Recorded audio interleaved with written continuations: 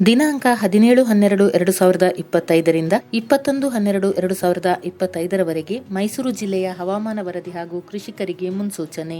ಜಿಲ್ಲೆಯಲ್ಲಿ ಮೋಡ ಕವಿದ ವಾತಾವರಣವಿದ್ದು ಅಲ್ಲಲ್ಲಿ ತುಂತುರು ಹನಿ ಬೀಳುವ ಸಾಧ್ಯತೆ ಇದೆ. ಗರಿಷ್ಠ ಉಷ್ಣಾಂಶ 27-28 ಡಿಗ್ರಿ ಸೆಲ್ಸಿಯಸ್ ಇದ್ದು ಕನಿಷ್ಠ ಉಷ್ಣಾಂಶ 11-12 ವರೆಗೆ ದಾಖಲಾಗುವ ಸಾಧ್ಯತೆ ಇದೆ. ಬೆಳಗಿನ ಗಾಳಿಯ ತೇವಾಂಶ 80-82% ಮಧ್ಯಾಹ್ನದ ತೇವಾಂಶ 23-25 ಇರಲಿದೆ.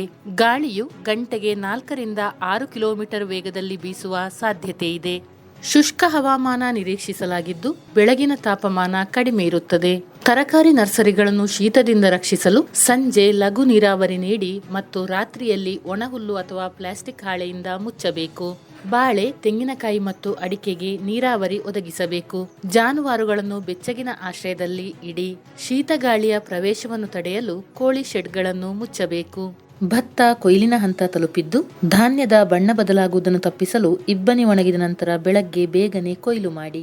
ಧಾನ್ಯದ ಗುಣಮಟ್ಟವನ್ನು ಕಾಪಾಡಿಕೊಳ್ಳಲು 2-3 ದಿನಗಳವರೆಗೆ ಸರಿಯಾದ ಸೂರ್ಯನ ಬೆಳಕಿನಲ್ಲಿ ಒಣಗಿಸುವುದನ್ನು ಖಚಿತಪಡಿಸಿಕೊಳ್ಳಿ. ಮಳೆಯ ಮುನ್ಸೂಚನೆ ಇಲ್ಲದ ಕಾರಣ ಸೂಕ್ಷ್ಮ ಬೆಳೆಗಳಿಗೆ ಅಗತ್ಯವಿರುವಂತೆ ನೀರು ಹಾಕಿ.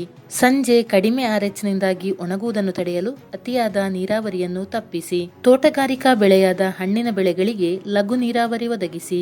ತರಕಾರಿಗಳ ಎಳೆಯ ಸಸಿಗಳಿಗೆ ಮಣ್ಣಿನ ತೇವಾಂಶವನ್ನು ಕಾಪಾಡಿಕೊಳ್ಳಲು ಹಸಿಗೊಬ್ಬರ ಅಗತ್ಯವಿರಬಹುದು.